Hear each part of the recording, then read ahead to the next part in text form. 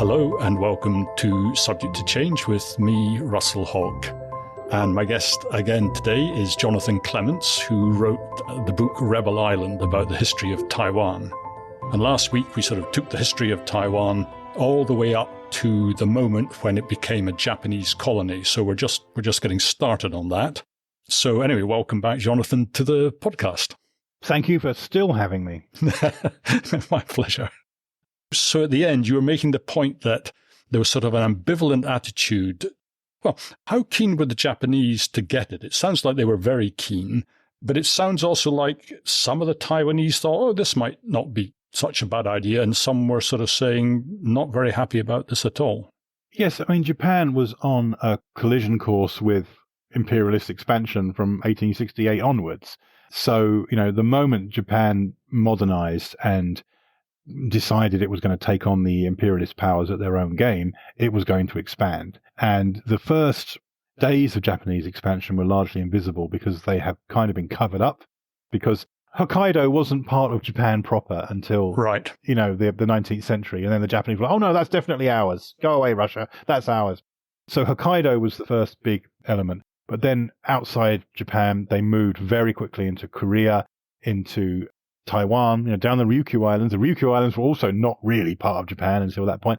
Down the Ryukyu Islands into Japan, and then into China itself, and also south into Southeast Asia. And so, between 1868 and 1945, Japan was constantly expanding, and Taiwan was the first big get, really. It was the first big prize. And there were many hawks in Japan who were very excited about it. There were some naysayers. The Japanese had tried to take Taiwan before. There was a very famous case in the 1870s of a shipwreck in Taiwan where the crew was massacred by the local native tribesmen. I think we've heard this one before. But the thing is that the Japanese sent a punitive expedition which mainly died of malaria and dysentery. But it really spooked the Chinese, who had said to them, well, we're not really responsible for that part of the island. And the Japanese went, okay, we'll take it. And then the Chinese were like, okay, maybe not. Maybe don't do that. Maybe don't take it. When the Japanese showed up in Beijing to negotiate over this issue, they brought a white man with them as their advisor. And who might that be? Charles Legendre. He's back. It was the absolute unit who'd tried to invade Taiwan himself before, having been drummed out of the US diplomatic service, had found a job as a consultant to the Japanese about how to invade Taiwan. He was the head of their Taiwan invasion office, basically. And so the Japanese were kind of scared off at that point. But what happened in those negotiations, quite brilliantly, was that the Chinese had said, okay, we'll give you some money, leave us alone. And so the Japanese didn't invade Taiwan. What wasn't really discussed at the time was that the sailors on the ship who had been murdered weren't really Japanese. They were from the Ryukyu Islands. They were Ryukyu Islanders. Okay. And by fighting on their behalf, the Japanese had basically got the Chinese to admit that the Ryukyu Islands weren't part of China. So it wasn't a conquest of Taiwan, it was a conquest of the Ryukyu Islands. And just for the listeners, when you say Ryukyu Islands, that's what I would understand to be Okinawa and its islands. Yes, I think if you look at if you're looking at Google Maps, Okinawa is the big one, and it's the one that you see most obviously. The really crucial thing about the Ryukyu Islands is that they are a dotted line that joins Japan to Taiwan, which in ancient times was the only real way you could be sure of sailing to Japan without getting lost on the ocean. So it's a fantastically important sea route, but its allegiance to China or Japan was always in question, and it was only decided in the 19th century after the Japanese had very cunningly sent an invasion force to a completely different place. So in 1895, the Japanese and the Chinese have this deal that the Japanese will take over Taiwan, and they just hand Taiwan to the Japanese. And the Japanese say, okay, everyone on Taiwan who doesn't want to live here, you've got 2 years to leave. If you're a nutter who wants to move to China, you go for it. Otherwise, we're going to be in charge and we're going to get stuff done. And that was a message that the urban bourgeoisie in Taipei were very pleased to hear. Taipei was overrun with destitute Chinese soldiers who were robbing each other. The place was a real mess. The merchant class were desperate for someone to take over who was, any good. And Japan, at the time, the Japanese were the British of Asia. They were this incredibly, well, I wouldn't say trustworthy, but certainly reliably unreliable bunch of people who could be trusted to get stuff done in a colonialist sort of way. And so in Taipei, they were kind of welcomed with open arms. Not by everybody. I mean, there's very moving images in James Davidson's account of the invasion about the last train out of Geelong, which literally ploughed through the crowds trying to get on the line to kind of get out of the way of the Japanese Marines who were landing. So the governor of Taiwan, Tang Jing-song, was ordered by Beijing to pack up and come home. And he was in this impossible situation. If he handed it over to the Japanese, the Chinese would kill him. They made that very clear by sending a delegation of gangsters to his office. And by the Chinese, you mean the Chinese on Taiwan?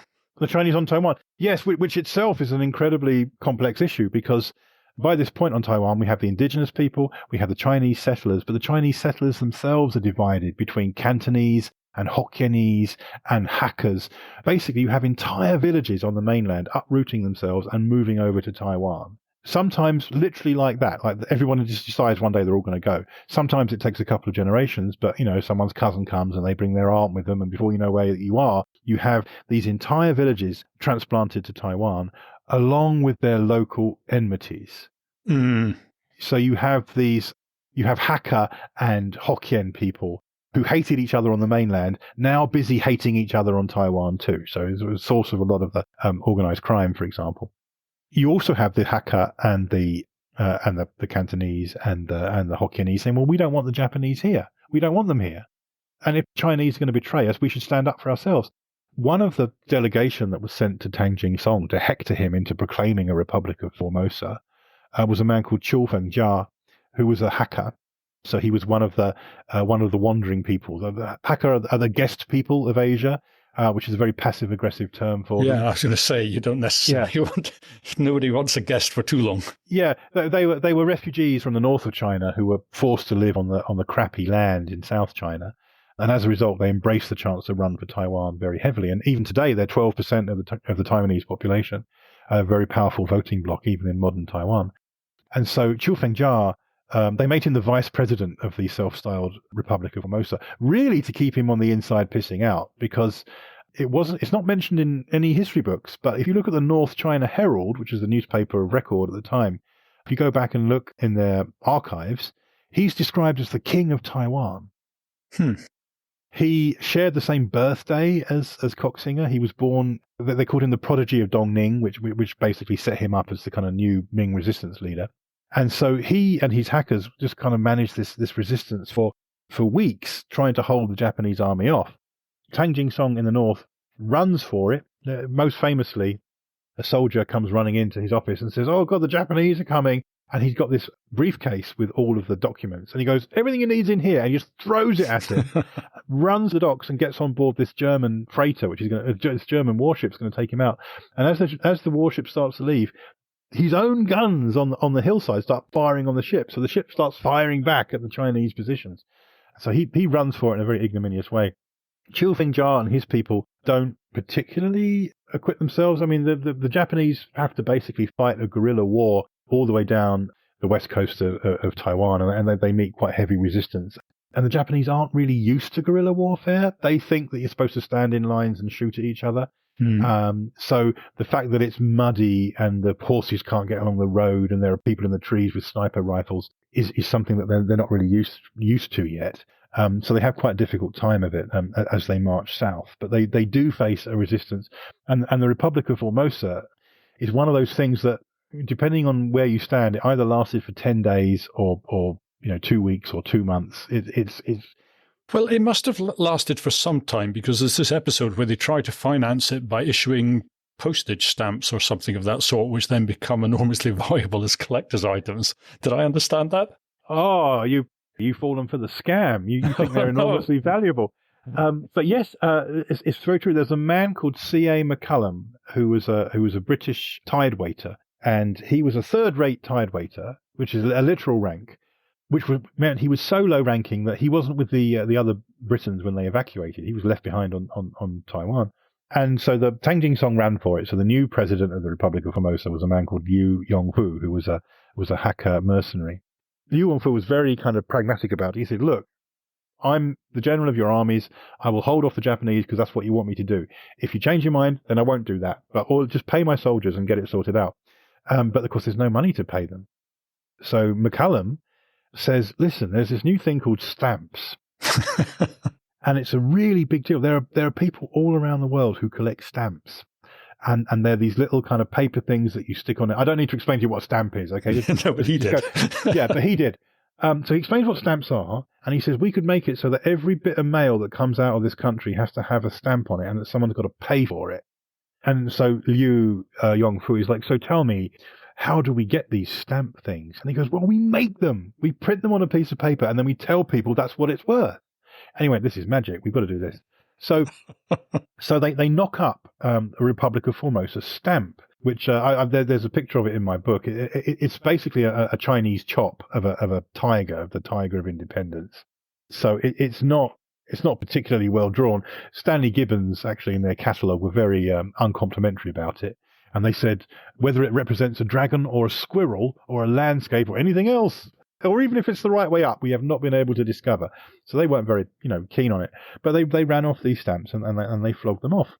And this generated revenue for the Republic of Formosa. Because McCallum's rationale was, if you have the first stamps issued by a new country, they're going to be worth a fortune. Yeah. And if you have the first stamps issued by a country that only lasts for 2 weeks, they're also going to be worth a fortune. So these pieces of paper that we are knocking up in the back room are going to be worth some money. What's weird about this whole story, though, and there is fantastically an entire book about the history of the Republic of Formosa postage stamp, which I was so excited. It was the last book I bought when I was writing Rebel Island, and I posted a picture on Facebook going, I've never been so excited about stamps before. The weird thing about it is that the sales of the stamps vastly outstripped the postage that was leaving Taiwan.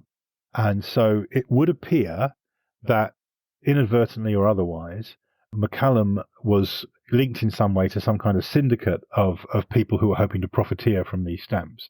Entire sheets of them were being, sold off and disappearing from the country unused. So a sort of syndicate of criminal philatelists. Yes. I mean, it's not even criminal. I mean, there's no real crime happening here. But it would seem that a lot of people, a lot of expats around the Far East were taken in by the idea that these things would be worth money.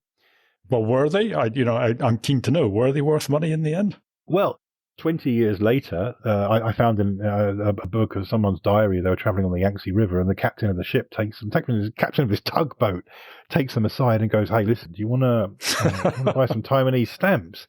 I've got an entire sheet of unused mint Republic of Formosa stamps, and you can have them for 20 quid. This was still going on. These stamps do come on the market.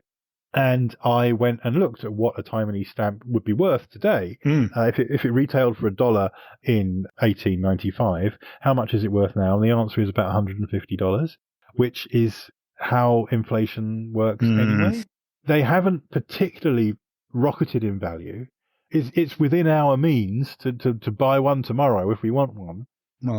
I may do that, but no, it's maybe if they weren't just, maybe if they're a bit more beautiful and weren't such a smudge, they might be worth a bit more. They are ugly stamps, it's true. Look, we've somehow skidded off the road and ended up in stamp collecting when we should be talking about the brutal Japanese occupation of Taiwan. But I sort of gather that there's the military occupation where there's some resistance, but they do end it. And the military continued to be about as, imaginative and kind as militaries are. But the civilian effort is run by a man called Goto Shinpei, I think. Actually, the merchant class in Taipei, they're not wrong, are they? The Japanese do bring some prosperity to Taiwan.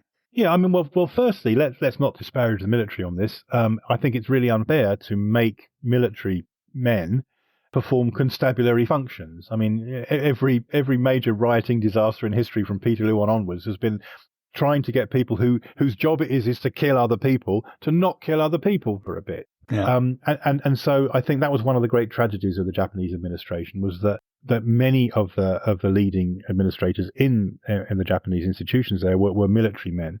They very rarely had policemen, for example, running the police.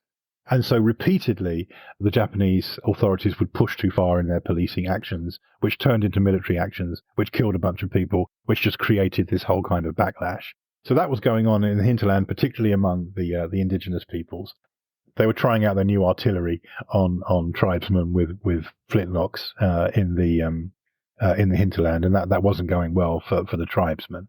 So that's one thing. When it comes to the administration, however, when it comes to Goto Shinpei in particular, the Japanese did some amazing things for Taiwan, some amazing infrastructural achievements that, in fact, the Chinese would try and take credit for themselves after they took the island over again in 1945. Little things that no one thinks about, like the sewage system in Taipei, like the railway system that links the island together, made huge differences to Taiwan. They developed a new strain of rice that would grow in Taiwan called Horai rice, and this is not only it completely took over the Taiwanese agricultural zone. It was ideal for exporting back to Japan. In the 1950s, it was one of the big exports of Taiwan to Africa. Their entire African nations were saved from famine by Horai rice. Gosh. Which was a Japanese achievement. And there's a thing called the Jianan Canal, which is this large area of non-arable land that was rendered ridiculously arable by this irrigation network. When we hear the term Jianan Canal, we think, oh, it's just a canal. But actually, no, it's a massive dam which created hydroelectric power. It had this lattice work of irrigation channels, which meant that the land which could only yield one crop of rice could yield 2 or 3 in the same year, which just vastly increased the prosperity of Taiwan as well. And these were all Japanese achievements. I mean, it's very easy historically to get into a great man argument with history and say, well, Goto Shinpei walked in and did this stuff. Most of the labor on these works was Taiwanese people, was Chinese and indigenous people with shovels getting blown up by the dynamite when they're trying to build the dam, for example, and that kind of thing. But what I find interesting about it is that to come up with a positive view of a colonial period, particularly in the 21st century, is very difficult to do. You skate on the edge of cancellation when you do it. There's a book called 4 Meiji Entrepreneurs in Japan or something like that. I reviewed it on my blog a while ago. And I review a lot of books about China and Taiwan and Japan. And I shared on Facebook on this Taiwanese history group the fact that I'd written this review. Nobody cared. Not a single comment. No one even looked at it. Because the idea that there's something to say about the Japanese period in Taiwan, it's like a dirty secret. And partly that's, again, a historiographical problem. When the Chinese take the island back over again in 1945, they viciously suppress all talk of the Japanese period, including the talk of Japanese itself. You're not allowed to speak Japanese anymore in Taiwan. So it's been savagely suppressed. Japanese historiography about Taiwan, some people, there are some very good books about it in Japanese, although 10% of them are about one incident in particular, which I think we're going to get to. So it's 1895 to 1945. It's 50 very important constructive years in the history of Taiwan. And as I've already alluded to, some of these incidents, some of these events and some of these inventions are still affecting people's lives and livelihoods today. But we don't talk about it because the narrative of Taiwan really begins for everybody in 1949 when the Kuomintang turn up and it becomes the Republic of China on Taiwan. And the Japanese period is kept very, very quiet. And that irrigation project, I mean, that's the one where the dam, I think it's only outclassed eventually by the Hoover Dam. I mean, it's the biggest in the world, right? It's an absolutely massive thing. Is that right?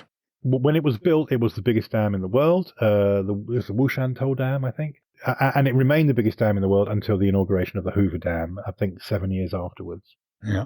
And it had it seems an odd thing to say it had a sad story because, there were tragedies on a vast scale at the time. But the story, I thought it was quite moving when I read the book anyway, to hear what happened to the architect of the project. I'm trying to remember his name. Is it Yoichi? Hata Yoichi, yeah.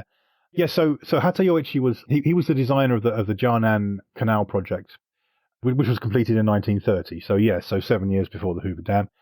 because of that dam and because of the irrigation network, he actually multiplied the arable land from 5,000 to 150,000 hectares. Gosh. So an incredible achievement.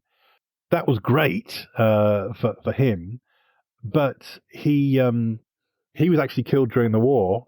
He was on a ship that was torpedoed by the Americans. His body was recovered, but it was a week later, and the fish had basically eaten all his flesh, and it was only his clothes and his personal effects that made it possible to identify who he was. And that was very close to the end of the war. And the story I think you're thinking of is what happened to his widow. His widow, Toyoki, I think she lost her son as well in the war, but she also lost her husband. And she kind of hung on until the 15th of August, until the day of Japan's surrender in 1945. And it was raining very heavily, and she walked through the rain to the spillway of the Wushantou Dam, the dam that her husband built. And then she took off her shoes and she put them very neatly on the side, and then she threw herself into the water. No, it is a sad story. I guess there were many suicides at the time amongst the Japanese. I don't know if it was connected to the surrender or just to the misery of life without her husband and her son. I don't know. Well, I mean, you've got my book, Japan at War in the Pacific. What that book is about, and I'm very happy to come back on and talk about that some other time if you like, is it's about a meme. It's about a meme that grows in Japanese history from 1860 onwards called the shattered jewel. The idea being that it's better to be a shattered jewel than an intact roof tile, which is an old quote from the Chinese. And so the Japanese had it bludgeoned into them in their school songs, in their school assemblies for decades that death was better than defeat. And so, yeah, there were a large number of suicides at the end of the war. But the thing about the loss of Taiwan, Japanese Taiwan, is how the Japanese was so swiftly expunged from the record. There were a huge number of Japanese people who just fled for Japan, who fled for the Japanese mainland. So they felt that they were Japanese, but they'd never seen Japan. I mean, as far as they were concerned, they'd grown up in Japan because Taiwan was part of it. It was a province, but they'd never seen it. And so they ran for Japan. But there were other people who just, changed their names to Chinese names and just kind of hung on. Do you know the story of the inventor of pot noodles? The inventor of the cup noodle. The cup noodle, I beg your pardon. Momofuku Ando, yeah. Well, I mean, yes, he was. He had a Japanese name, but he was from Taiwan, and so yeah, he's one of the Taiwanese success stories that they have trouble orienting themselves with because obviously, instant noodles are a huge thing. I'm trying to remember what happened with Momofuku Ando. I think he's in Japan before the war starts, and he's sort of running various businesses. And I think by the end of the war, his businesses have kind of failed. And he's even been imprisoned, I think, for tax evasion. So he's kind of, but he chooses, because I think at the end of the war, you have to choose whether you're Taiwanese or you're Japanese. That's right, yeah. And he chooses to be Taiwanese because he wants to keep the family property. Right. But nonetheless, he stays on in Japan and he sort of starts this, he invents cup noodle. And it's a massive, massive success.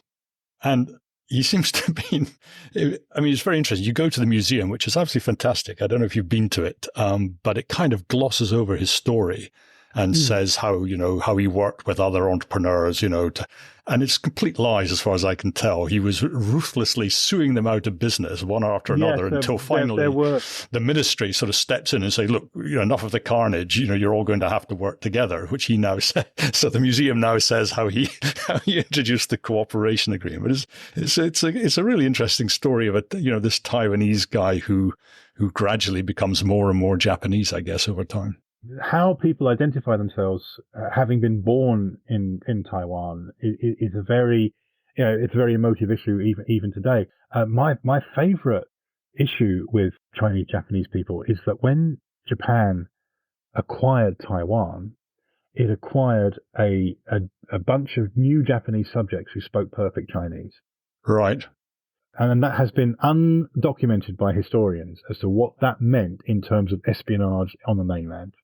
It's my belief that thousands of the Japanese spies and agents that were employed in China were recruited in Taiwan because they are the obvious choice in terms of Chinese speakers, but also as Japanese citizens, they have extraterritoriality. So even if they're caught smuggling opium or shooting someone in the head, they can't be tried in a Chinese court. So you get these people who are born in Taiwan who run for Japan and try and fit in. You get people who are born in Taiwan and go to China and pretend to be Chinese, and are Chinese, but they neglect to mention they're now Japanese citizens. And you get these people who stay in Taiwan and just kind of try and assimilate. And I was a student in Taiwan in 1991, so it was just after martial law was lifted. And, I had to do 6 months in Taiwan and then move on to Japan afterwards. And I was already very keen on Japanesey stuff. And to find Japanese stuff, you have to walk into the record shop and walk to the back to the old people's section, where the old people's music was all in Japanese. How interesting. You said we'd get on to something because there was something it was interesting to talk about, because this was the sort of notorious incident, the Musha Sports Day massacre.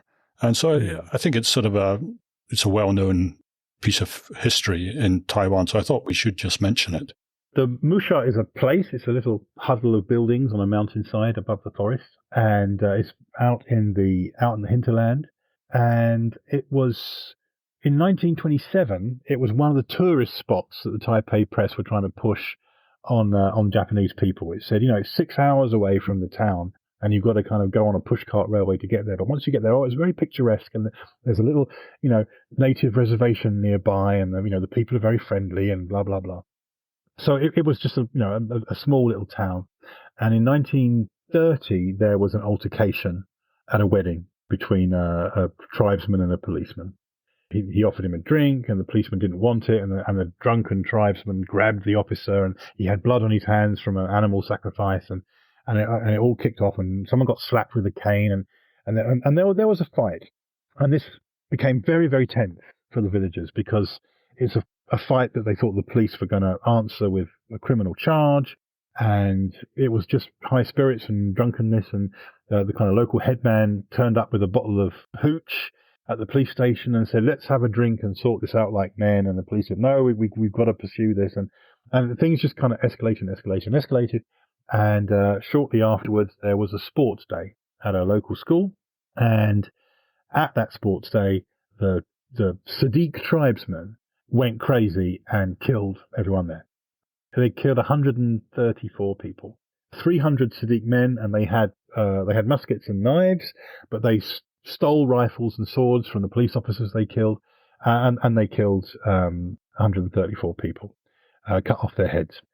As a result, there was a massive counterattack, which ended up, decimating the Sadiq people, killing off most of their menfolk, and then survivors were moved to another village, where the Japanese then looked the other way while a rival tribe came in and killed them all. It's a series of escalating tragedies.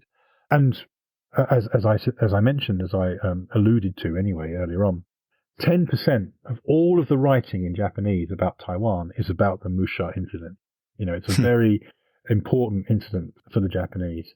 And I think it's worth unpacking several things about it. One of them is that the tone of it is very much like an American school shooting. That the indigenous perspective on it is sometimes overly dramatized. They say, well, in one sense, it's teenage boys with guns shooting their teachers. That's literally what happened in several cases there. So we can see a very modern malaise there arising. But what's also important is that who those boys were and what those boys had been through in the previous few years. The indigenous argument, which is very famous in Taiwan, there's a whole movie about it called Warriors of the Rainbow, is that the Sadiq men, the men of this tribe, had their traditions chipped away by the Japanese repeatedly over the previous couple of decades. So in 1911, they had to give back all their human skulls. They had these skull trophies. Well, if that's what makes you a man in the eyes of the women you're... slightly flippant there, but yeah, if that's your entire masculinity, your whole history, your whole culture. In 1916, they weren't allowed to smoke opium anymore, which was one of Shinpei Goto's big kind of health drives, but they liked opium. And in 1917, they couldn't get tattooed anymore. In 1918, they had to get modern haircuts. They couldn't take out a tooth, which was part of their manhood ritual. In 1922, they were forbidden from indoor burials, which was their funereal custom. In 26, all their guns were taken away and most of their ammunition. And then in 1927, they turn up in a tourist brochure as this picturesque site to visit. And the building of the site required all the Sadiq men to be dragged off and made to carry logs through the forest cutting down their ancestral trees to help build this school that they then killed everybody in. So the slow build-up to this event was not something that really the Japanese media covered. The Japanese media, it's like, bang, evil tribesmen show up and kill everyone in this school. Right. Whereas actually, this has been bubbling away for 20 years. What's quite interesting to me is that coming back to the war, the Japanese recruit quite a lot of indigenous peoples into a unit called I think it's called the Takasago Volunteers. And I got the impression that part of the reason, I think it was voluntary. And I think part of the reason that they volunteered was that in some way, this is a way to recover some of their old traditions of fighting. And maybe even a hint I thought I got from your book that some of them have been ashamed of what had been done on the Musha Sports Day massacre, and this was sort of some sort of an atonement. I don't know if I got that quite right. That's exactly right. That's exactly what happened. In terms of when we talk about Japanese military history in particular, the idea of being a volunteer is a problematic one. There are lots of people who are kind of pushed into volunteering. Among the Takasago, however, among the volunteers for this particular unit you mentioned, they were often incredibly keen to join for precisely the reason that you have mentioned. These were young men raised in a society where where nothing that they did was allowed anymore.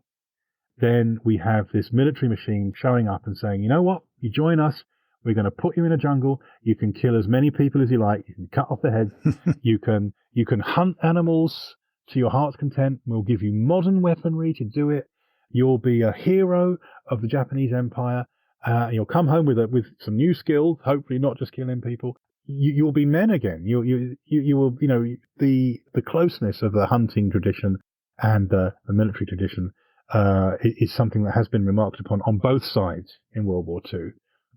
There's been some very interesting work, which I cover in Japan at War in the Pacific, about American atrocities committed against the Japanese in the Pacific, specifically the taking of heads and trophies. And it's been pointed out, for example, that at the time of Pearl Harbor, 1 in 4 American men recruited into the army were hunters. Huh. Were people who for fun or subsistence would go out into the forest and shoot stuff. There are adverts for hunting weaponry from the 1940s in America. Adverts saying now you can kill real people. Put your skills to work. Put your skills to work. Come and join the American army. And the reporting on this was suppressed in America. They desperately tried to keep it down so they could try and hang on to the moral high ground. But there were soldiers in the Pacific sending human ears back to their girlfriends. Sure. One guy tried to give Roosevelt a knife that he'd made from someone's rib cage, and he's like, "Take that out of the Oval Office. Let's not talk about this." The after effects of that continue to be felt right up into the 21st century, because you get all of these incidents in America of people finding skulls in lakes, right, and going, "What the hell is that?" And it turns out it's some Japanese soldier who someone's family, some retired grandpa's family had chucked in a lake to avoid having to explain why it was there.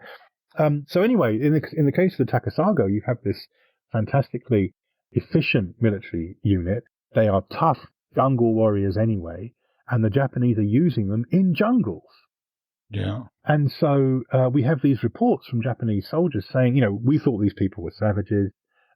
We would look down upon them. We had no respect for them whatsoever. But blimey, are we glad we had them with us when we ran out of food?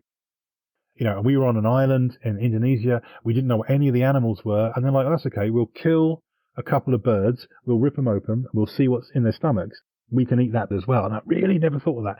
So all of these very kind of handy bits of kind of jungle craft and so on were being put to use suddenly in the service of the state. There's one man, I know you want to talk about, a tribesman called Atu Palalin, who was posted to Morotai in Indonesia. He was definitely a volunteer. He signed his application form in his own blood. Right. So he was very keen to join. And he was sent to Morotai in Indonesia. And when he got there, he spoke the same language as the locals. How interesting. The particular dialect spoken by people on Morotai was an Austronesian.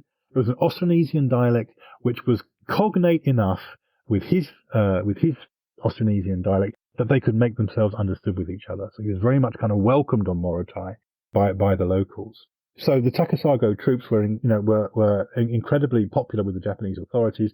They were often used on absolutely brutal suicide missions, but got a lot of very good results for the Japanese military. And of course, tragically, at the end of the war, when they went home, they were Japanese-speaking war criminals Right. coming home to Taiwan.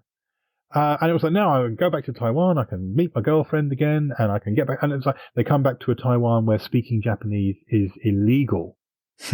Right. So they get no prestige. Yes, all of the glory that they thought they were going to get, representing the Japanese war machine, was completely denied to them. Okay. Well, shall we move on then? The island then goes back to, well, does it go back to the Chinese? It's sort of one of these sort of little glitchy things, but the decision is made that China will have Taiwan, right? Yeah, despite the advice of several of the kind of military specialists and geopolitical specialists within the American State Department, the Allies agreed with Chiang Kai-shek that at the end of the war, once the Allies won, Chinese territory that had been given to Japan would be given back. This creates all kinds of problems. Firstly, if we believe in the existence of the Republic of Formosa, then Formosa is the place that should be given back to. Even though that only existed for 2 weeks, why are we giving it to China? Why are we giving it to the country that gave it away to the Japanese in the first place? Secondly, who is China? Right. The Republic of China is Chiang Kai-shek. The People's Republic of China is Chairman Mao, who is fighting a war with Chiang Kai-shek after 1945. And so you have this really odd situation, which of course is the situation that we're inheriting today, where Taiwan is handed back to the Republic of China, a state which almost immediately has to retreat to Taiwan because it's losing the war on the mainland with the communists. And so in 1949, Chairman Mao says the Chinese people have stood up. We are the rulers of the People's Republic of China. And the Republic of China is now just this tiny little enclave, mainly on Taiwan. It's not just on Taiwan. There's a little bit of coastal islands and so on as well. But basically, this entire nation has had to cram itself into this tiny little province in the corner. And in doing so, they bring 2 million refugees with them, which completely swamp the local population and creates all kinds of new problems. There's a quote, I don't know quite where it's from, but there's this little, again, it sounds a bit like this Chinese 4-character saying, dogs come, pigs leave. Yes, that's one of the things I'm proudest of in the book, actually, is that I worked out when that was said. Pigs... Is it pigs come, dogs leave? No, I mean, I've got it written down as dogs come, pigs leave. It's on my note. I think it's dogs leave, pigs come. Okay. Because the dogs are the Japanese and the pigs are the Chinese. And something which I don't think anyone else noticed is that's an astrological reference. I see. It's not just about what happened in Taiwan. It's about the year of the dog giving way to the year of the pig. As someone born in the year of the pig, I noticed that, and I don't think anybody else did. So it's a joke about the handover because, going from one year to the other. So yes, it was very difficult for the Taiwanese to deal with this new influx of people because they were expecting. They put out flags, they put out welcoming committees for these Chinese soldiers, getting off the ships, and the Chinese soldiers got off the ships and just started stealing stuff because the Republican soldiers have been fighting this terrible war for years and years. They were absolutely impoverished. Many of them were farmers from the middle of nowhere who didn't know what they were doing. There were thousands of them just like piling into a country that was already on its an island, I should say, that was already on its knees after having been a Japanese province in World War II. And the Chinese arrived and treated it like they were conquering a Japanese province. They have these awful lack of communication. There's a story of the Chinese army coming down the road on their way into Taipei, and the people are shouting "Banzai" because they're pleased. They're pleased that they've come, but the only word they know for hooray is Japanese, and the Chinese think that the crowds are attacking them, are ridiculing them. So. Yes, it was a very, very difficult time for them, and it's not something that the Taiwanese particularly celebrate. For example, there's all these kind of prefab houses, these military villages they had to build to kind of store people in, and as Taiwan modernized, they were the first things to get bulldozed. So it's very difficult to kind of have certain kind of museum memories of that Right. period because it was so kind of ad hoc. And it is a very corrupt regime that takes over. I think you have your chapter is called "The Law of Squeeze." I think it's called.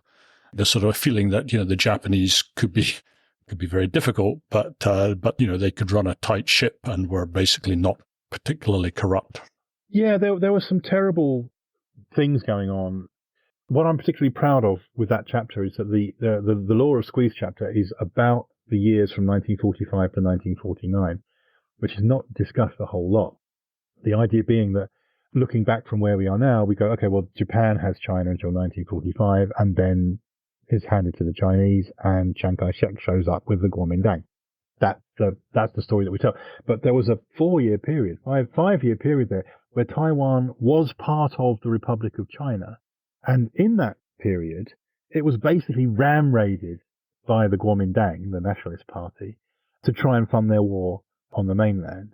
They treated it very much like an occupied state. They didn't see Taiwan as a part of China that they were rescuing. They saw it as a Japanese colony that they could just wreck. And that created a huge amount of bad feeling that has simmered ever since.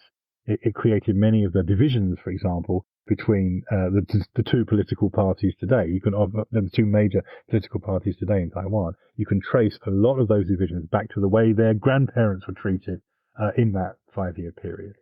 I mean, it's such an important story in sort of the narrative of Taiwan, which is the February 28 incident. Should we deal with that, or is it too big a story for the podcast? It's a perfectly reasonable thing to deal with. I mean, it's the beginning of the White Terror. It starts out very small. It's one of those things that would make a great kind of mini-series because it starts off with some police officers trying to track down some contraband cigarettes. It's such a stupid non-story. And on the 27th of February, they get this tip-off that there's a boat bringing in some cigarettes from the mainland or possibly from Japan. I mean, who knows where this stuff is coming from? But they go around, they can't find any, and then they go and have dinner, and then they go and they look somewhere else, and eventually they run into this woman in the street, a widow, who's selling cigarettes, and they assume that those are the contraband fags they're looking for. And they try and confiscate them from them. And she fights back, and one of them smacks her with the butt of his gun. And then a crowd gathers and starts shouting at them. And they shoot into the crowd, and they kill someone who's the brother of a famous gangster or something. And it just escalates and escalates and escalates. And suddenly, you've got whole cities rioting. Suddenly, you've got people shouting at strangers in the street in Japanese. And if they don't respond in Japanese, they are not Taiwanese. They are not people who grew up in the province, and so they're murdering them. Japanese becomes this kind of shibboleth for making your way down the streets. And then you get this very strong backlash from the Kuomintang when they start rounding people up and executing people as well. It turns into an attempted revolt. I mean, that's how the Kuomintang phrased it. They were incredibly paranoid. They were incredibly jumpy about communist insurgency in Taiwan. Probably with some justification, let's face it. The story of the last 70 or 80 years of cross-straits tension is full of agents and double crosses and propaganda. And certainly if there was any point when it was easy for communist insurgents to get into Taiwan, it would have been in the 1940s. This, coupled with the fact that the communists were winning on the mainland, coupled with the fact that the Chinese Civil War is essentially still ongoing to this day across the Taiwan Strait, caused the Kuomintang in the end to declare martial law, and to declare martial law that lasted for, at the time, it was the longest martial law that ever lasted because it didn't finish until the end of the 1980s. But I think Syria has beat them since then in terms of martial law.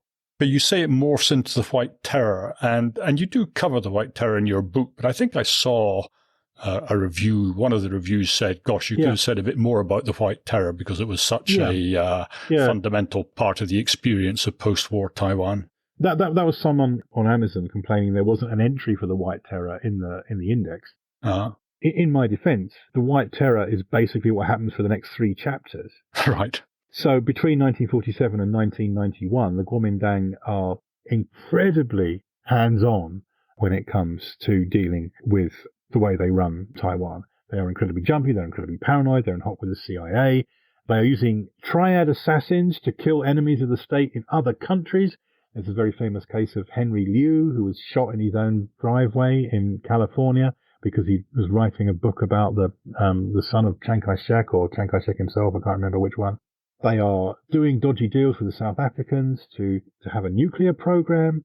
There's all of the usual shenanigans about who recognizes Taiwan and gets an embassy, as opposed to who just has a non-embassy, for example. I think we're down to, I think, only about 10 states now that recognize the Republic of China and Taiwan as the Republic of China. And all of these very dodgy ties between the Kuomintang and organized crime in Taiwan, which in turn lead to various atrocities and criminal acts and kidnappings and murders. That takes several chapters to get through, and that is all the White Terror. You make the point about who recognizes the Republic of China and who recognizes the People's Republic of China. I'm not quite sure I've got the name right, but anyway. That's right. No, that's right. The Americans go all in on Taiwan. The Korean War is great for the Republic of China because the Americans are then completely at loggerheads with the communists. But then when the thaw comes with Nixon in China, whatever it is, that sort of changes everything for them, doesn't it? It does, and Nixon really sold out on his backers as well. He came to office with very heavy support from the Taiwanese community in America. Oh, really? I did not know that. Major backers because they wanted him to stick to the Republic of China, and he didn't. Kissinger went in and did a deal, and then he very famously went to China and met with Zhou Enlai and met with Chairman Mao and said, we're going to recognize you as the legitimate government of China, which, let's face it, they had been since 1949. I mean, the shock isn't that Nixon went and did a deal with Mao. The shock is that no one did that before.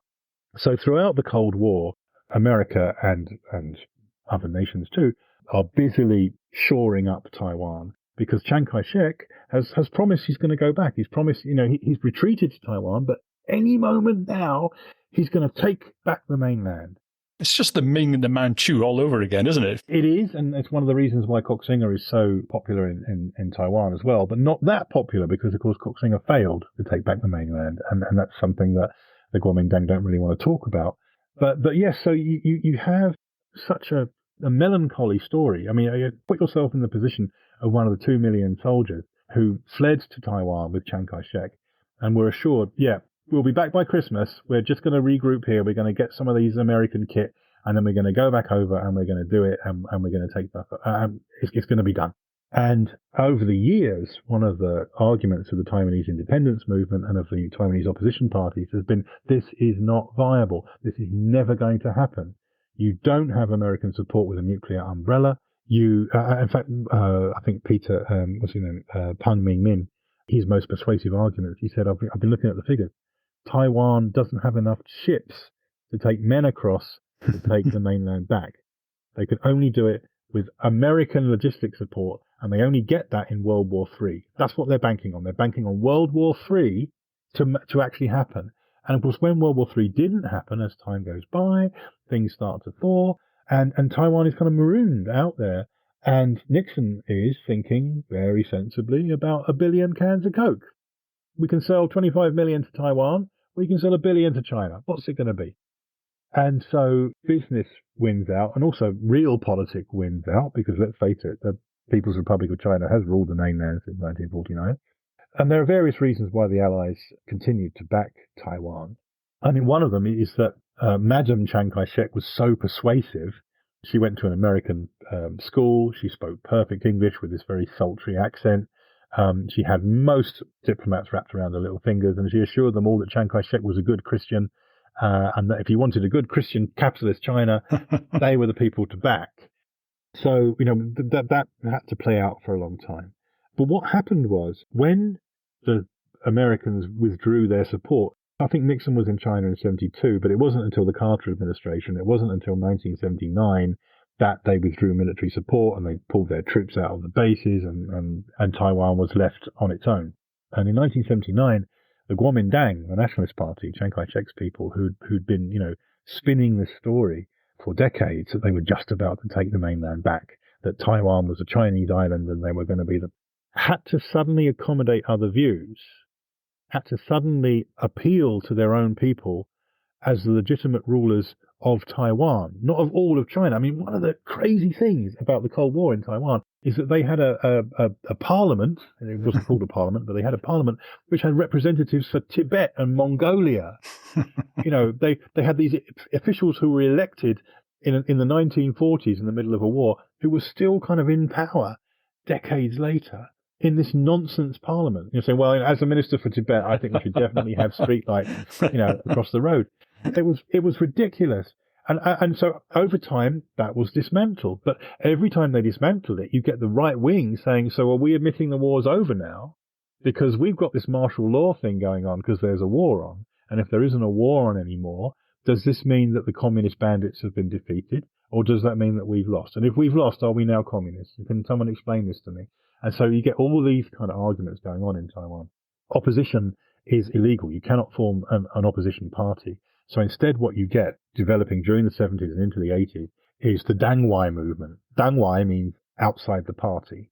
You can't form a political party, but you can stand as an independent who doesn't like the incumbent political party. And so Dangwai becomes this kind of catch-all term for this group of independent activists who are clearly and very obviously slowly coalescing into what would become the opposition, the Democratic Progressive Party. So we should probably bring it up to the end. And there's sort of two things I want to talk about. Democracy arrived, and I'm not quite clear how this happened. Was it American pressure? Was it just that the KMT somehow lost legitimacy? I'm a bit unclear as to exactly how that transitioned. So interested to hear about that, and kind of interested to know now that the DPP have won several presidential elections on the trot, where are we now with that? And then finally, maybe we might finish off just saying a little bit about the status of the indigenous people, sort of taking us back to where we began. Well, we've spoken several times about the great tragedy of Taiwan. The great glory of Taiwan is a peaceful democratic transition of power, which ridiculously they somehow managed to achieve. One of the greatest achievements that Taiwan managed. And I think we have numerous parties to thank for that, numerous people to thank for that. I mean, I talk at great length about the way that the independence movement grew and how during the times of the White Terror, people being locked up and beaten up and murdered. But over time, they were able to stand on their own right, first as outside the party and then as a democratic progressive party.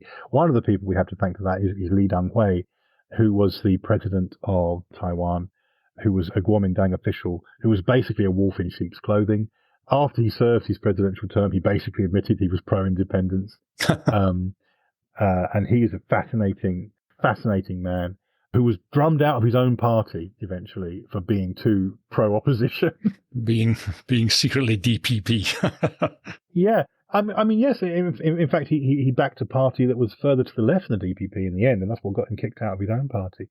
I mean, he was created president, but then he ran for re-election in a democratic election, and he won, very, very narrowly, but he won, thereby establishing the precedent that next time his successor would have to run as well. And for a long time, the Kuomintang were winning anyway, but the DPP were gradually growing, and eventually the DPP got a president, and it's when they got a president that they were able to start dismantling so many of the elements of the Kuomintang's rule. So, for example, when I went to Taiwan, everywhere you looked, there was a statue of Chiang Kai-shek. Now they've uprooted most of them and they stuck them all in the park looking at each other as this kind of weird art installation. Huge arguments about what to call Chiang Kai-shek Memorial Plaza. Yeah. Every time the DPP are in power, they try and change its name to Freedom Plaza, and then the Kuomintang get back in and they change it back to Chiang Kai-shek Memorial Plaza. And Taiwanese politics is also fragmented quite crazily. We talk of it in the way we talk about British politics or American politics as if there are only two parties. Actually, in Taiwan, there are dozens of parties, some of which haven't got any members and they were set up as tax fiddles. But other ones, there's one that thinks the Republic of Formosa was a real thing. There's one that thinks that, we should have communists. There's one of the things that, well, no, we're better communists than them. The People's Front of Judea, the Judean People's Front, the Hacker Party, the Global Hacker Party, all of these splinter groups, most of which have to align themselves either with the Kuomintang or the DPP in various elections, so that other candidates take themselves off the tickets to make the election easier. But so we've got these, very, very rich and vibrant, often quite violent ferment of politics in Taiwan. I talk at one point in my book about Taiwanese political fight club, because I think it's like every 8 weeks, I think, there's a punch up in Taiwanese parliament. Yes, when you say it's violent, you don't mean that they actually, they're hitting each other. They're not letting off bombs. They're not letting off bombs. They are throwing pigs' guts at each other. They are throwing buckets of water over each other. The thing is that I think the DPP really started this to demonstrate how passionate they were. They refused to let certain issues get closed in a debate, and they stood up and threw things, and they tried to filibuster with, physically. And over time, the expression of sincerity, particularly for the kind of lower class voter, has been one of showing your passion physically in Parliament. That's been something that wins television eyes. It's not just in Parliament as well. There was a guy who chainstalled the head off a Taiwanese hero to try and make a point. There was a fantastic thing in 1979. There was a delegation of indigenous people who went to Japan to the Yasukuni Shrine, where they have all the memorial tablets of all the war heroes. And they had a meeting then, and they said, "Okay, my name's Chiwas Tari. My husband fought in the Takasago Volunteers, and can I have his soul back, please? I know you've got all the souls here of all the war heroes, but I don't think he should be in Japan. I want to take his soul back." And the Yasukuni Shrine were like, "It doesn't work like that. That's not how souls work." And she goes, "Well, I want his soul back." And it was a really kind of, I begin one of my chapters with it because it's such an emotive and crazy incident. It was a stunt held outside Taiwan to generate column inches back in Taiwan. So you get all that kind of performative politics, which is one of the things that makes Taiwan so exciting. And in terms of indigenous issues, the fact that the parties have fragmented has meant that very small interest groups can have quite powerful levers on political discourse. So, for example, the Hakka are 12% of the population. That's a huge voting bloc if you can get them on your side. And you can do that probably with single issue politics about doing stuff for the Hakka. Similarly, there are indigenous seats. And so the DPP in particular were very big on appealing to indigenous issues, on establishing indigenous languages as official languages of Taiwan, alongside Chinese, for example, doing everything they could to try and appeal to them. And they have to try much harder because it turns out the indigenous people skew blue in their voting. They vote for the Kuomintang. And the reason for this is that the indigenous people just want the Chinese to leave them alone. And the best way for the mainland Chinese to leave them alone is for the Kuomintang to be in power and for the status quo to keep limping along the way it has since 1949. And the trouble with the DPP is whenever they get in, their left wing starts saying, well, now we can be independent. And everyone's like, oh, we are not, just don't talk about it. Don't mention the independence. If Taiwan talks about independence, it is creating exactly the kind of challenge that the People's Republic's military feels obliged to answer. Is there more to say? I feel like we've done just a tour de force of the entire history through these two sessions. Is there anything that we want to finish off with, or is that it, where we're kind of leaving the DPP sort of trembling on the edge of saying something perhaps they shouldn't, which China will feel the need to say something back about? I mean, my book ends in 2024 with the election, which saw William Lai elected as president, and he's very much a successor to Tsai Ing-wen, the previous president. She is a very educated woman and a very persuasive speaker, and she grappled with the independence issue head on. She said, "We are independent. We don't need to proclaim it. We already know that we are. I mean, let's face it. We've got separate passports. We've got separate laws. Just leave us alone. But we're not going to rock the boat by actually saying we're independent." William Lai's vice president is a fantastic character. Every now and then, as a popular historian, you kind of look around for great characters like Chiang Kai-shek, like Chairman Mao, like Charles Legendre, I think Xiao Bityim is going to be another one of them. She's just so fantastic. She's a real firebrand. She was born in Japan. Dad is Taiwanese. Her mother's American. She grew up, I think, in America mainly. She speaks perfect English. She gave up her American passport in 2002 because she was committing herself to Taiwanese politics, and you can't have two passports in Taiwanese politics. She was the Taiwanese representative in America. They can't have an ambassador, but she was the representative there. And the Chinese at the time were all talking about wolf warriors and how China's going to take over the world with their wolf warriors. And she said, well, I'm the cat warrior because I've got four cats. And if you go on YouTube, you can find absolutely fantastic footage of her in her younger days grilling the man who wanted to be the new representative in America. And she says to him, and they're talking away in Chinese, they're testing his view on certain policies, and she suddenly switches into English, and she goes, listen, you're going to have to deal with the American press, so I want you to answer this question in English, and let's see how you are at it. And he was a man with a PhD from Arizona. He was no slouch, but he says to her, well, I'll do my best to reply in English, but unlike you, it's not my native language. And the look she shoots him could melt lead, because he was making the point that she was not fully Taiwanese, and that she had, until a certain point in her life, an American passport, which had lost people elections in the past in Taiwan for being toothbrush politicians, people with a toothbrush in their luggage ready to run. So yeah, so she's a lot of fun, and she doesn't take any nonsense from people. So I'm looking forward to her being the kind of vice president that every country could want.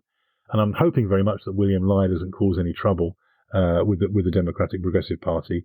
The last thing that we need is Xi Jinping having an excuse to invade Taiwan.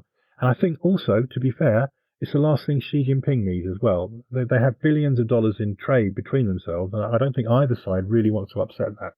Well, let's hope that's the case for as long as possible. One just additional question. You've got this Milky Schoolgirl blog. Yeah. Do you just want to tell people what that's about? Schoolgirl Milky Crisis. I wrote a column for New Type magazine, an animation magazine, about 20 years ago now, about the Japanese animation business. And because there were so many non-disclosure agreements, I had to use invented titles. And there were a whole bunch of them. There was Devil, Devil, Beast, Beast, and there was Pointless Harem Boy. And one of them was Schoolgirl Milky Crisis. And that seemed to be quite popular. Everyone thought that sounded ridiculous. And people would draw kind of fan art, imagining what it might be like and so on. And so when I published the first collection of my journalism, it was called Schoolgirl Milky Crisis. And unfortunately for me, that was also the name given to the blog that I was asked to start running to promote the book. That blog has now been running since, been running for 15 years. And animation history is only part of my work. I've published over 30 books, and I think 4 of them were about Japanese animation. But that's the only blog I have. So people who want to find out about Finnish films or Japanese, samurai history or the history of the martial arts or something, end up having to type the word Schoolgirl Milky Crisis. It does have a strange sort of, sense that you might be going to a strange website that perhaps you don't want. I'm sure one day some algorithm is going to stop everybody visiting it, I expect. But no, it's all quite innocent, and there are no boobs. Okay, Jonathan, thank you so much for taking the time to talk to me. That's been absolutely brilliant. Thank you very much. Thank you.